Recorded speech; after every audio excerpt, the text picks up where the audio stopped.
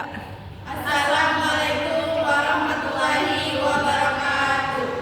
Alhamdulillahirrahmanirrahim. Wassalatu wassalamu ala asyrofil anbiya'i wal mursalin wa ala alihi wa sahbihi ajmain amma ba'd. Pertama-tama mari kita panjatkan puji dan puji syukur kita atas kehadirat Allah Subhanahu wa taala yang telah memberikan kita kesempatan untuk membuat video hasil kerja kami yaitu modul.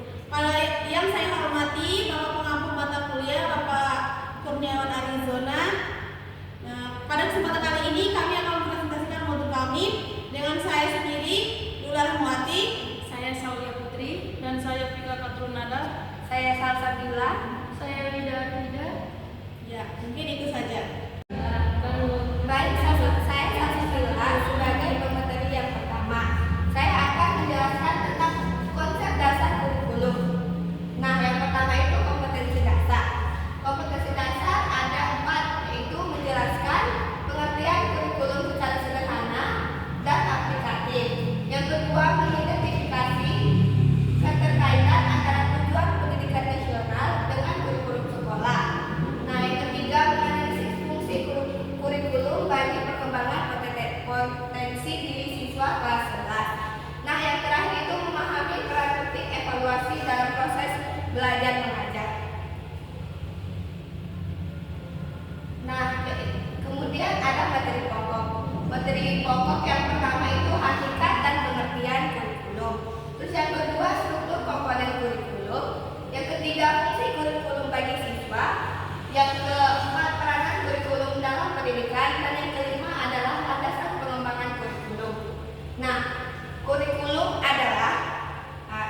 merupakan rencana dalam pedoman untuk digunakan dalam proses pembelajaran untuk mencapai tujuan pendidikan.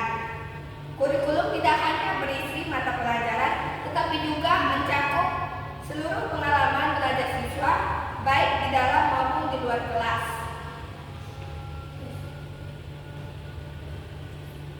Yang kedua yaitu struktur komponen kurikulum. Nah, struktur komponen kurikulum ini ada 4, yaitu tujuan. Nah, tujuan ini menjadi arah atau sasaran yang ingin dicapai dalam pembelajaran. Terus yang kedua itu materi. Materi ini isi atau bahan pelajaran yang harus dipelajari siswa. Terus yang ketiga metode, yaitu cara atau strategi yang digunakan guru dalam mengajar. Terus yang terakhir adalah evaluasi. Nah, evaluasi ini adalah penilaian untuk mengetahui keberhasilan pembelajaran dan memperbaiki kekurangan yang ada. Terus yang ketiga, fungsi kurikulum bagi siswa. Nah, fungsi kurikulum bagi siswa kelas 11 yaitu membantu mengembangkan minat dan bakat siswa. Yang kedua, memberikan kesempatan memilih mata pelajaran sesuai cita-cita. Dan yang ketiga, mempersiapkan siswa untuk pendidikan tingkat maupun dunia kerja. Dan yang terakhir adalah pengembangan kemampuan berpikir kritis dan pemecahan masalah. Terus yang keempat adalah peranan kurikulum dalam pendidikan. Nah, peranan ini ada 3. Yang pertama, peranan konservatif, yaitu menjaga dan mewariskan nilai-nilai budaya serta moral kepada generasi muda. Terus yang kedua, peranan kreatif, yaitu mendorong inovasi dan pengembangan keterampilan sesuai perkembangan zaman. Terus yang terakhir atau yang ketiga adalah peranan kritis dan evaluasi, yaitu membantu siswa berpikir kritis, menganalisis informasi, dan mengambil keputusan yang tepat. Terus yang kelima adalah landasan pengembangan kurikulum. Nah, landasan pengembangan kurikulum ini ada 4. Yang pertama, landasan filosofis, yaitu menentukan arah dan tujuan pendidikan. Terus yang kedua, landasan psikologis, yaitu menyesuaikan pembelajaran dengan perkembangan siswa. Terus yang ketiga adalah landasan sosiologis, yaitu menyesuaikan kurikulum dengan kebutuhan masyarakat. Dan yang terakhir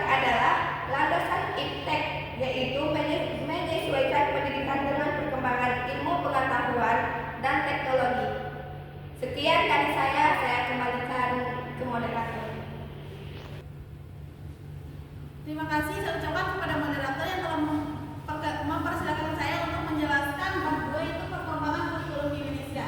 Yang pertama, sejarah perkembangan kurikulum. Perkembangan kurikulum di Indonesia merupakan proses dinamis yang tidak terlepas dari perubahan sistem pendidikan nasional, perkembangan ilmu pengetahuan dan teknologi, serta tuntutan kebutuhan masyarakat. Kurikulum tidak hanya dipahami sebagai daftar mata pelajaran, tetapi sebagai satu sistem yang mengatur tujuan, isi, proses, dan evaluasi pembelajaran. Oleh karena itu, setiap perubahan kurikulum mencerminkan upaya pemerintah dalam meningkatkan kualitas pendidikan agar sesuai dengan perkembangan zaman. Memasuki era 1960-an, kurikulum 1964 menekankan perkembangan cipta, rasa, dan karsa yang bertujuan membentuk manusia yang kreatif, produktif, dan memiliki kepekaan sosial. Namun, perubahan politik pada masa itu menyebabkan lahirnya kurikulum 1968 yang lebih berorientasi pada pembentukan manusia Pancasila dengan menekankan moral, disiplin, dan tanggung jawab. Perubahan ini menunjukkan bahwa kurikulum juga sangat dipengaruhi oleh kondisi ideologi dan arah kebijakan negara. Namun, pada kurikulum 1994 terjadi kepadatan materi yang cukup tinggi sehingga beban belajar siswa menjadi berat. Hal ini kemudian mendorong lahirnya kurikulum berbasis kompetensi atau KBK pada tahun 2004 yang menekankan pada pencapaian kompetensi siswa. Kurikulum ini menjadi awal perubahan paradigma pendidikan dari sekadar penguasaan materi menuju ke pengembangan kemampuan yang dapat diterapkan dalam kehidupan nyata. Kemudian perkembangan KBK ke KTSP. Peralihan kurikulum berbasis kompetensi dasar atau KBK ke kurikulum tingkat satuan pendidikan atau KTSP merupakan salah satu tahap penting dalam reformasi pendidikan di Indonesia. Kurikulum berbasis kompetensi yang mulai diterapkan pada tahun 2004 memiliki tujuan utama untuk mengembangkan kompetensi siswa secara menyeluruh, mencakup aspek pengetahuan, keterampilan, dan sikap. Sebagai bentuk penyempurnaan pemerintah, kemudian mengembangkan KTSP pada tahun 2006.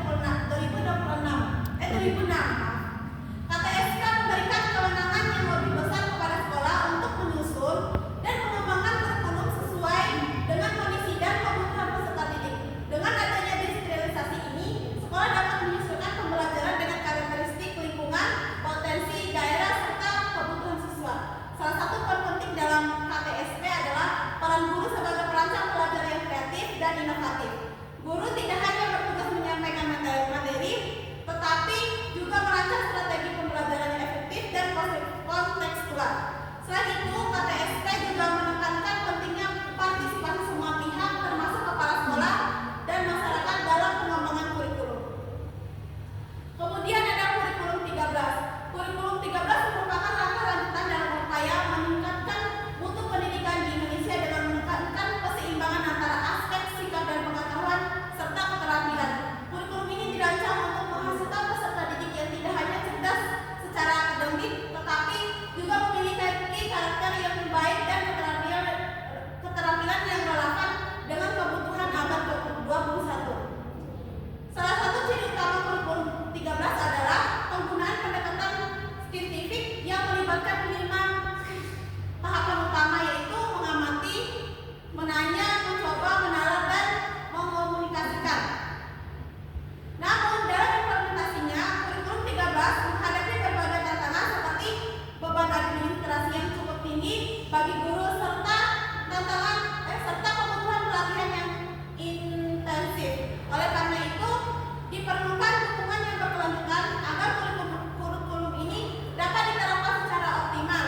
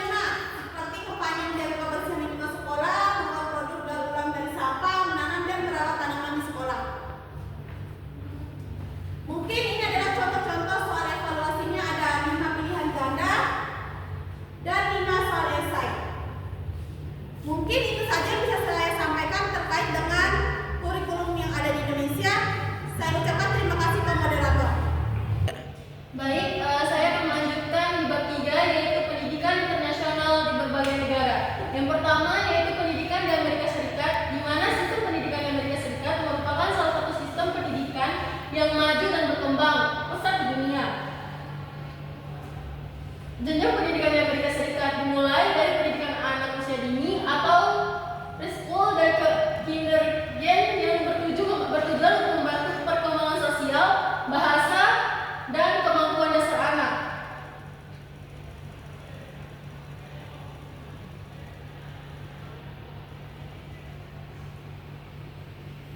Selanjutnya siswa memasuki high school atau sekolah menengah ke atas selama 4 tahun. Di jenjang ini siswa dapat memilih mata pelajaran sesuai minat dan bakat mereka, seperti fisika, kimia, ekonomi, seni, musik maupun teknologi. Setelah lulus, siswa dapat melanjutkan pendidikan ke perguruan tinggi atau universitas. Pendidikan di Amerika Serikat memiliki ciri khas yang menekankan kebebasan berpikir dan kreativitas siswa. Proses pembelajaran banyak dilakukan melalui diskusi, presentasi, dan juga kerja kelompok dan pemecahan masalah. Guru tidak hanya berperan sebagai pemberi materi, tetapi juga sebagai fasilitator yang membantu siswa mengembangkan potensi mereka. Selain kegiatan akademik, sekolah di Amerika juga sangat memperhatikan kegiatan ekstrakurikuler seperti olahraga, seni, musik, debat, dan organisasi siswa. Teknologi juga digunakan secara luas dalam pembelajarannya, misalnya yaitu penggunaan komputer, internet, dan juga media digital untuk mendukung proses belajar mengajar. Kemudian yang kedua yaitu pendidikan di Jepang. Pendidikan di Jepang merupakan salah satu sistem pendidikan terbaik di dunia yang terkenal karena kedisiplinannya, kerja keras, dan juga pembentukan karakter siswa. Pemerintah Jepang menjadikan pendidikan sebagai bagian penting dalam pembangunan negara, sehingga kualitas pendidikan terus ditingkatkan dari waktu ke waktu. Sistem pendidikan di Jepang tidak hanya meningkatkan kemampuan akademik, tetapi juga membentuk sikap tanggung jawab, sopan santun, kejujuran, dan kerjasama sejak usia dini. Dalam proses pembelajaran sekolah di Jepang sangat menekankan pendidikan moral dan pembentukan karakter. Selain belajar mata pelajaran akademik seperti matematika, bahasa Jepang, IPA, IPS, dan bahasa Inggris, siswa juga diajarkan pentingnya menghormati orang lain, menjaga kebersihan, bekerja sama, dan menaati aturan. Untuk melatih kerjasama antara siswa, sistem pendidikan di Jepang juga dikenal memiliki standar akademik yang tinggi. Siswa sering menghadapi persaingan yang ketat, terutama saat menghadapi ujian masuk sekolah favorit dan universitas. Untuk mempersiapkan ujian tersebut, banyak siswa yang mengikuti lembaga bimbingan belajar tambahan yang disebut juku. Kehadiran juku sangat umum di Jepang karena orang tua dan siswa memiliki keinginan besar untuk memperoleh potensi yang tinggi. Kemudian pendidikan di Finlandia. Pendidikan di Finlandia dikenal sebagai salah satu sistem pendidikan terbaik di dunia karena menekankan kesetaraan, kesejahteraan siswa, dan kualitas belajarnya. Pemerintah Finlandia menganggap pendidikan sebagai hak seluruh warga negara, sehingga pendidikan diberikan secara gratis mulai dari sekolah dasar hingga perguruan tinggi. Nah, selain biaya sekolah gratis, pemerintah juga menyediakan fasilitas seperti makan siang gratis, layanan kesehatan sekolah, dan perlengkapan belajar bagi siswa. Sistem pendidikan Finlandia bertujuan menciptakan siswa yang kreatif, mandiri, maupun berpikir kritis dan memiliki keseimbangan antara belajar dan kehidupan sosial. Kemudian ada beberapa jenjang pendidikan di Finlandia. Yang pertama yaitu atau ECEC, dan kedua yaitu Peruskoul, dan ketiga yaitu Upper Secondary School dan Vocal School, dan juga Higher Education. Nah, sistem pembelajaran di Finlandia lebih menekankan pemahaman konsep dibandingkan hafalan. Jam belajar siswa relatif lebih singkat dibandingkan banyak negara lainnya, dan pekerjaan rumah yang diberikan juga tidak terlalu banyak. Selain itu, Finlandia tidak terlalu menekankan ujian nasional maupun sistem belajar lain. Kemudian pendidikan di Singapura. Pendidikan di Singapura dikenal sebagai salah satu sistem pendidikan terbaik di dunia karena memiliki kualitas akademik yang tinggi dan berorientasi pada penguasaan ilmu pengetahuan serta teknologi. Pemerintah Singapura menjadikan pendidikan sebagai faktor utama dalam pembangunan negara, sehingga sistem pendidikan terus dikembangkan agar mampu menghasilkan sumber daya manusia yang berkualitas dan mampu bersaing.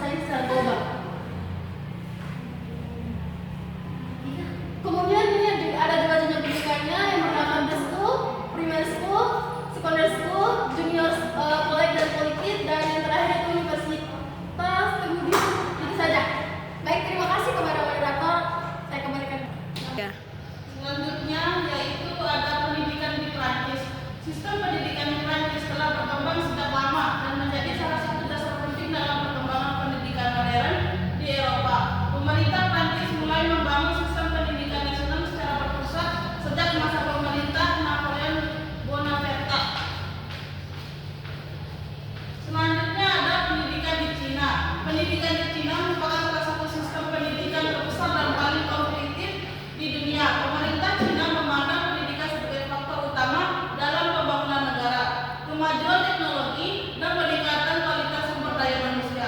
Oleh karena itu, pemerintah memberikan perhatian besar terhadap perkembangan pendidikan mulai dari tingkat dasar hingga perguruan tinggi. Sistem pendidikan di Cina dikenal memiliki standar akademik yang tinggi, disiplin yang kuat, serta fokus besar pada penguasaan ilmu pengetahuan dan teknologi.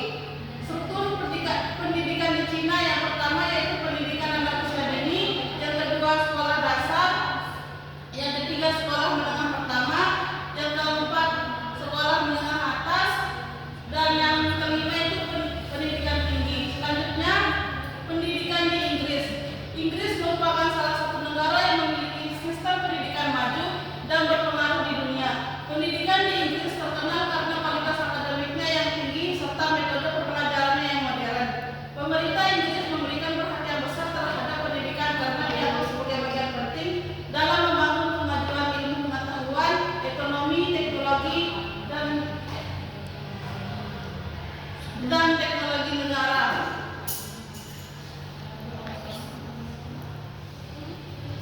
Itu aja yang saya sampaikan. Saya kembalikan ke moderator.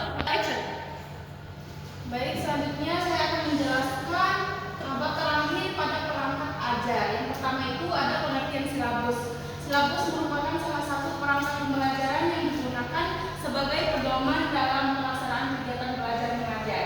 Jadi silabus ini disusun secara sistematis agar proses pembelajaran dapat berjalan dengan terarah dan sesuai dengan tujuan pendidikan yang telah ditetapkan.